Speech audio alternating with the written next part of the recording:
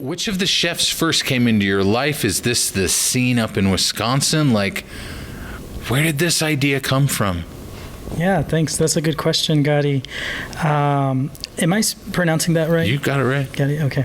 Yeah, so this was a collaboration with a couple organizations, and that's how I was made aware of these two amazing chefs.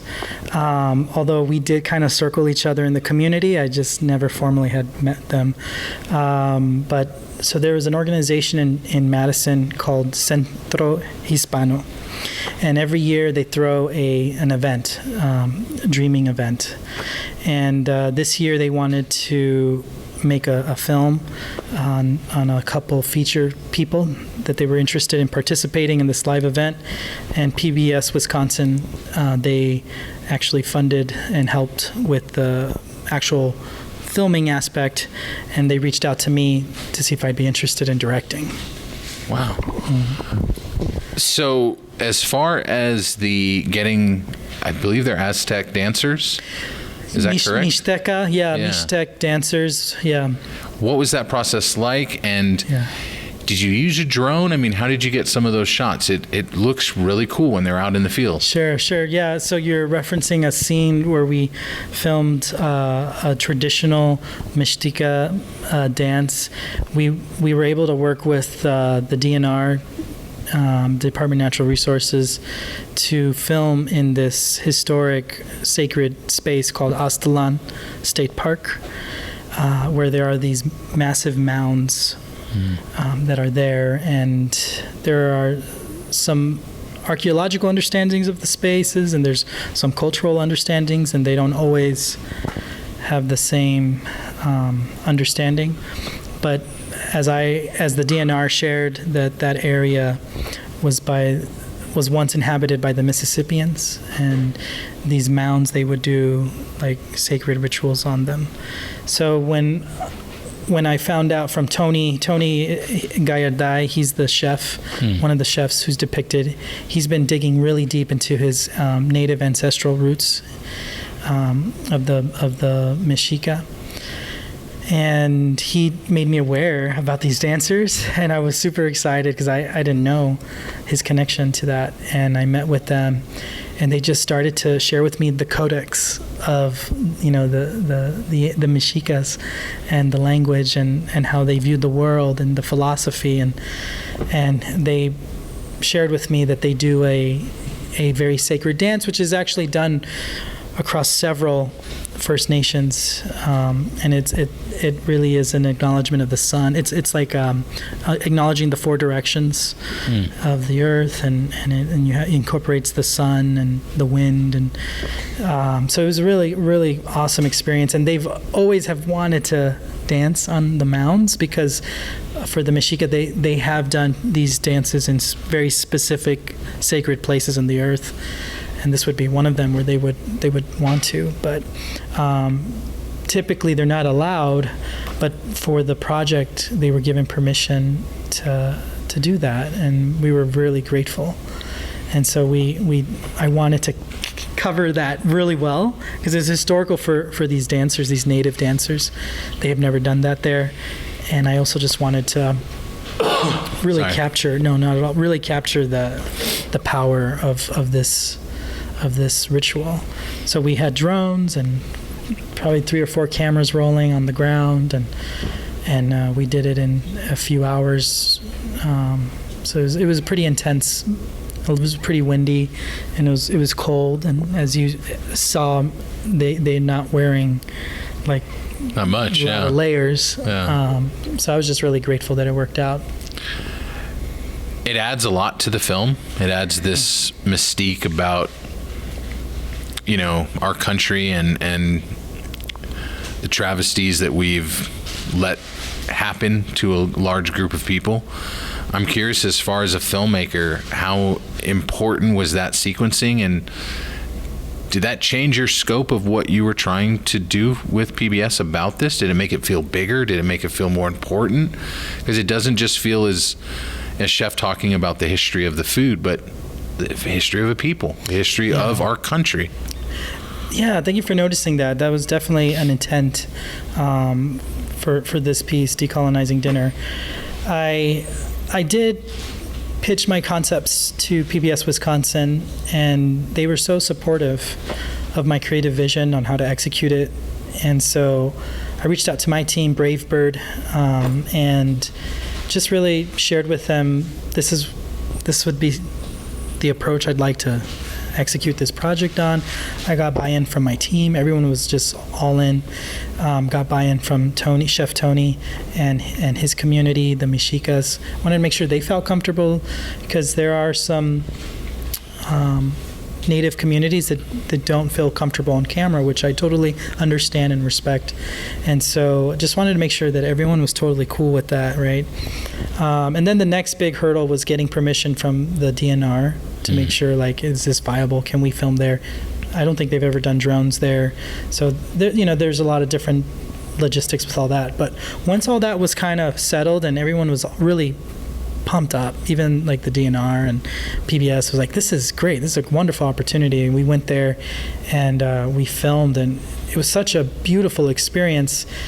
And it's very close to me, it's very intimate to me. I think it means a lot as a Native filmmaker to be able to see this depicted with such dignity, and I've never seen it done like that.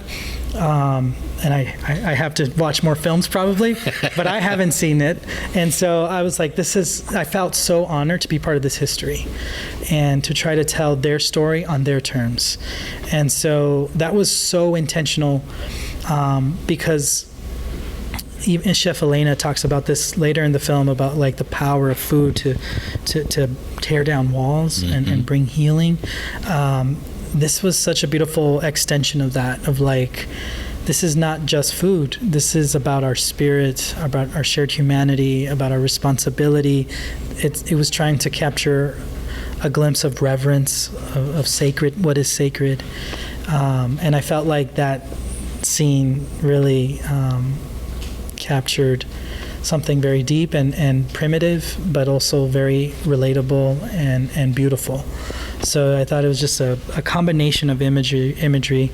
It also gives context to the importance of corn and maize, like where it originated, how it was created by these cultures.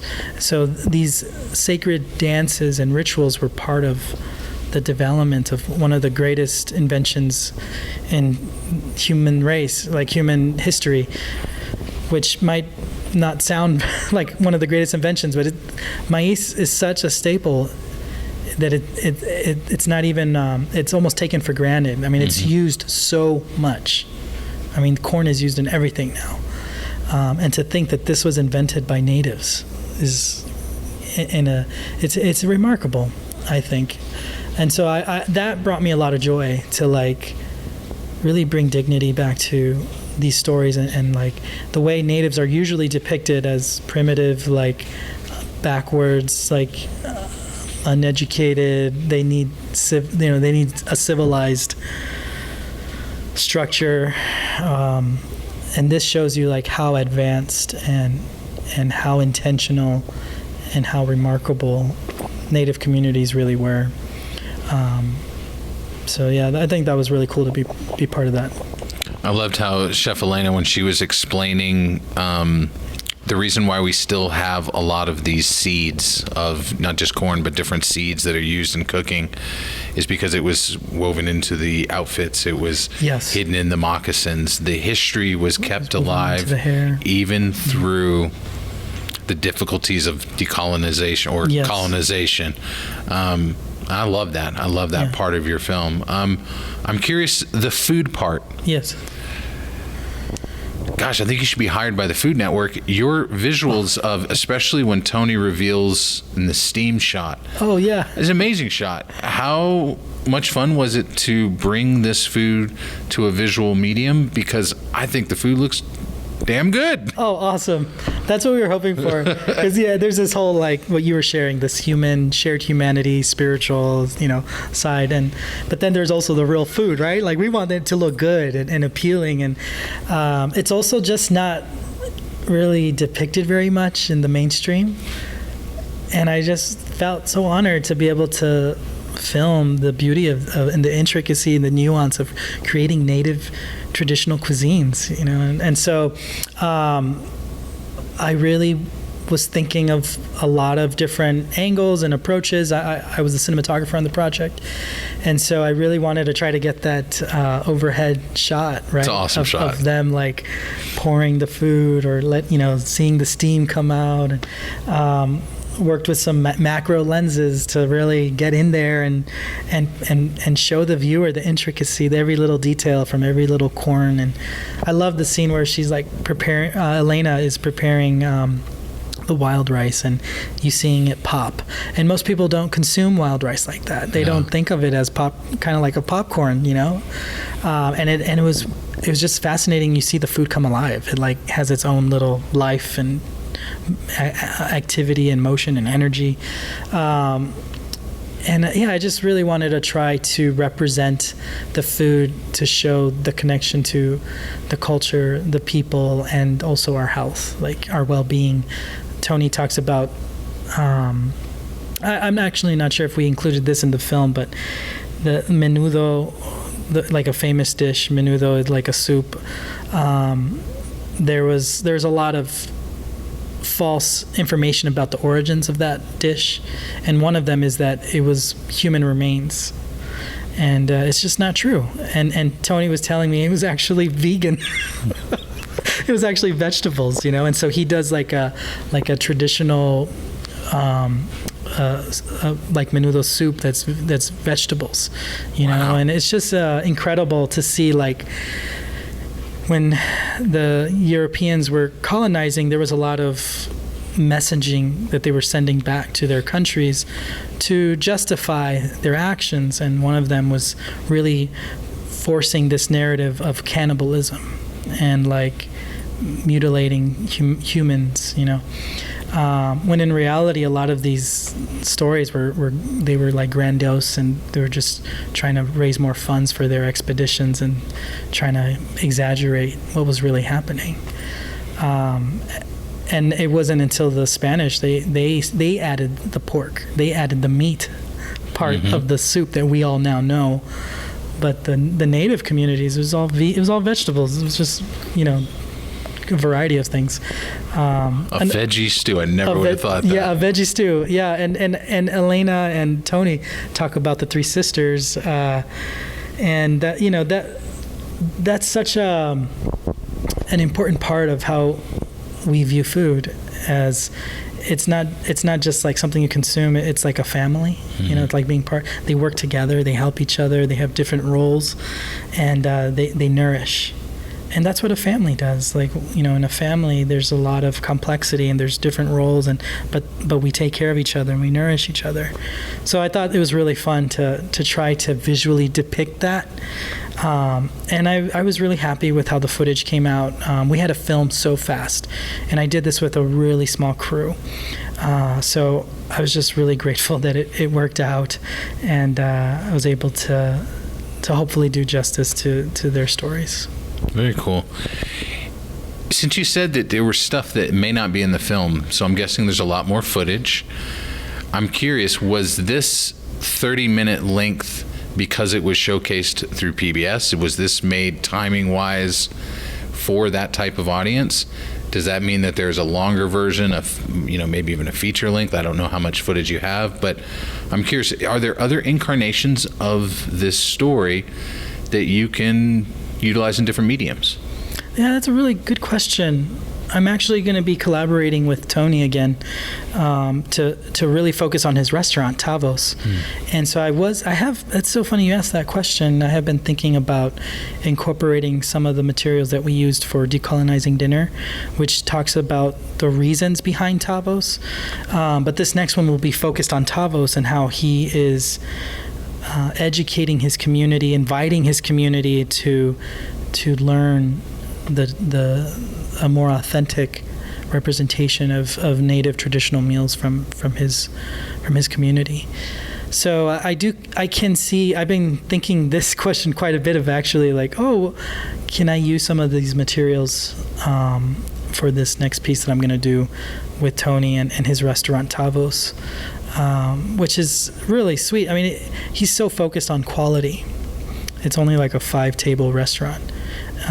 People have to make reservations. It's more high-end type, like New York, you would experience in New York. He's doing this in Milwaukee, and it's all about quality to him. You know, fresh ingredients. He has partnerships with local gardeners, farmers, all local grown food, highest quality cheeses. Like, he's so focused on the quality rather than the quantity, and I'm excited to depict this next part, which I didn't get to share as much in Decolonizing Dinner. I'm really excited for people to get to know what he's doing with his restaurant. Elena, she's incredible. She's traveling all over the country. It's hard to put her, you know, her time is very rare, and it's hard to find that time with her, but she's incredible, and she's on a mission. You know, she's just like going everywhere and educating communities of native foods and how they can incorporate in their lives and share the inspiring stories of healing and creating bridges of empathy. I would love to do another project with Elena, and we had discussed some interesting concepts of something like on the lines of like a Anthony Bourdain, but from a native perspective, which would be incredible. But yeah, these are only dreams right now, but maybe they can become realities. Well, just make me a producer on one of these, because I just want to try the food. That was the best part of being on this project. Man, Elena made all this food for us. You know, Tony. Oh man, we were making art and eating well. It was just a great experience. What did it mean to be accepted at Bentonville, knowing that Gina and the people behind the festival are looking for diversity? They're looking for filmmakers who showcase the filmmakers who haven't been showcased enough. What did it mean to you to be accepted, but also to give it a Native American push? It's not a filmmaking group that is as much out there as it needs to be. Yeah, that's a really good question. I mean, when we found out that Decolonizing Dinner was accepted at Bentonville Film Festival this year, we were just so elated, just celebrating, really happy, really excited. I think it's important, the work that's being done through her foundation, through the film festival, the work of Wendy Guerrero and Gina Davis. It's hard for me to explain what it feels like to see someone who looks like you being represented in media. And I grew up in the entertainment industry. I was a professional actor for 15 years, and for 15 years I was cast typed as a delinquent. So this hits really close to home for me, and it's why I created Brave Bird, was to try to tell more authentic stories. And I think Decolonizing Dinner is an example of that, of like our diverse communities being able to tell their stories on their terms and telling it with dignity. When I think of Bentonville Film Festival, it reminds me of my mission, my personal mission as a filmmaker, to be able to be part of this community and to have my film be shown with their mission. I'm just incredibly honored. I love what I do, and I would do it if no one saw it. I just love telling stories. It's part of my ancestors. I have Native, and so I identify as a Native filmmaker. And my ancestors are Huichol and Taino, and they were great storytellers. They would gather together and tell their stories and pass down wisdom and knowledge and healing and innovation through story. And that's kind of what I see myself as, carrying that legacy from my ancestors of being a storyteller to help people see and hear the living world around them. I hope that would bring a little bit of empathy towards each other, so we can learn how to work together, learn how to evolve together, learn how to innovate and enter into new ways of living and seeing the world. So I'm curious, what's down the line for you? When are you getting me involved in this food making process film? But no, what is next steps for you? And Can you share with us a little bit about the Wisconsin film scene, Madison, Milwaukee? It's somewhere I don't think people think of, but it's got major cities, got a lot of major stuff going on. Anything you can share with us about that scene that you were a part of? Yeah, that's a really good question. Unfortunately, I'm not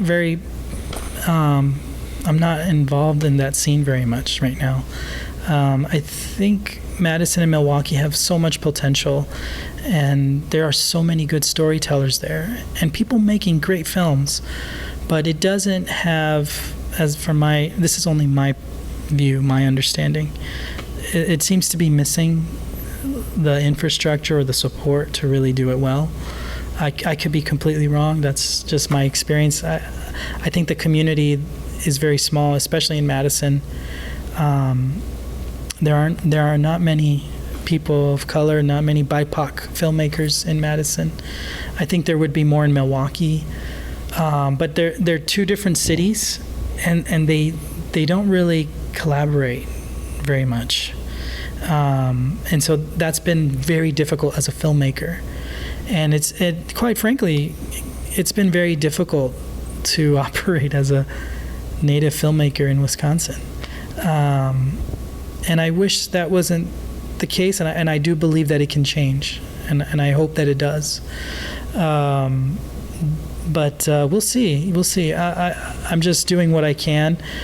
Right now, my focus has been really on depicting authentic stories, and I haven't been too focused on the distribution side, and maybe that's something that will come.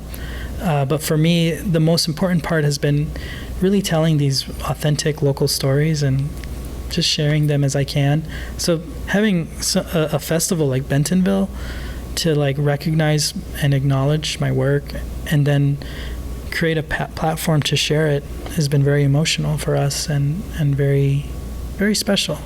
So I hope that will continue, and I would love for it to continue in my community, because so much of my work is in Wisconsin, and so the stories there are incredible, and I hope that my community will be bold to share them more. Yeah. Well, you've put it out there, so I hope people are listening. I know we did, and we watched. Thank you. Thank you for making this. Gosh, the food scenes alone are worth it. Wow. Alex, thank you for the time. Thank you for coming to the festival. And it was a pleasure. Oh, thank you so much, Gadi, and have a great day.